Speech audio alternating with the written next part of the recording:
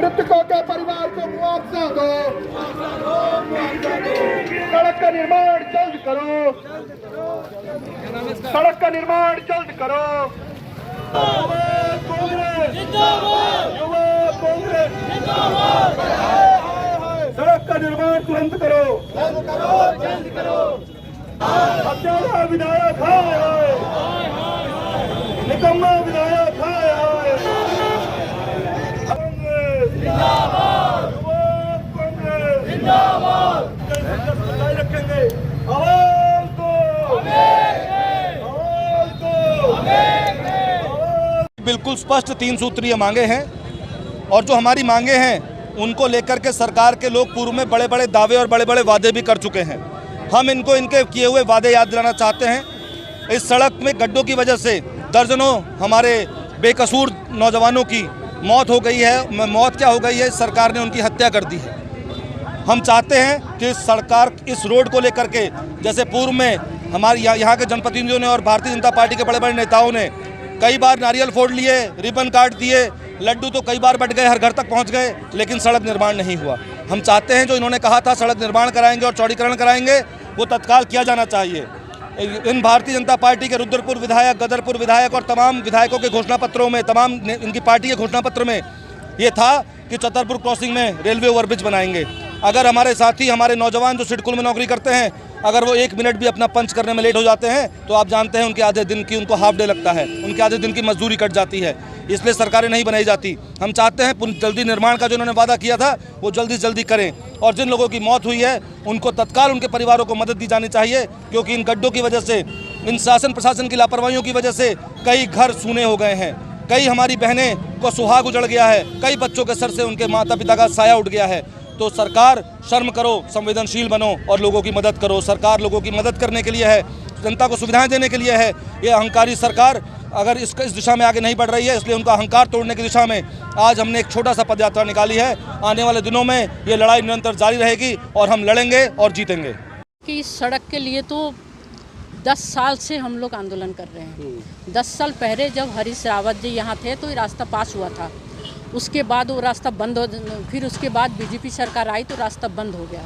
उसके बाद हमने लगातार आज 6-7 साल से लगातार इसमें ज्ञापन दे रहे, धरना दे रहे हैं और अजय भट्ट जी इस रास्ते को लेकर 2-3 बार मिठाई भी बांट चुके हैं कि रास्ता का सैंक्शन हो गया है, लेकिन अभी तक जो है ये रास्ता नहीं बन पाया है। खूनी रास्ता नाम पड़ गया इसका और आए दिन जो है यहाँ मौतें हो रही रास्ते में हर किसी घर के चिराग बुझ रहे हैं, किसी के बच्चे जा रहे हैं, किसी महिलाओं के मांग के सिंदूर उजड़ रहे हैं। तो इस तरह से जो है हफ्ते में हर हफ्ते लगातार ये होता रहा है। तो इसको लेके एक जन आंदोलन, एक पदयात्रा हम लोगों ने, यूथ कांग्रेस, मेन कांग्रेस, महिला कांग्रेस, सब लोग मिलके हम लोगों ने एक पदयात्रा निकाला है और ये सरकार के कान में ये जू नहीं जा रहे हैं, इसलिए हम लोग ये पदयात्रा निकाल के उनको जगाने की कोशिश कर रहे हैं। और दूसरा उनसे हम लोग ये कहना चाह रहे हैं कि रास्ता अगर आप नहीं बनाएंगे तो यहाँ पर जन आंदोलन होगा, रास्ता बंद कर दिया जाएगा, ट्रेनें रोकी जाएगी, बसें रोकी जाएगी।